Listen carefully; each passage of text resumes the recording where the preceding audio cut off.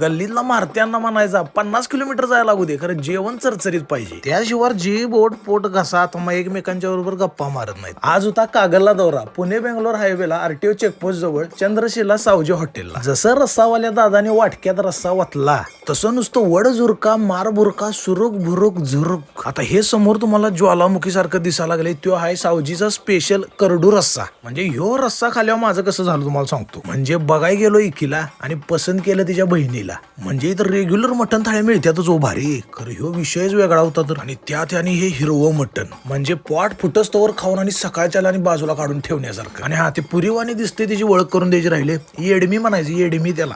येडमी मी fought घेडमी आणि बकाबक खाडमी.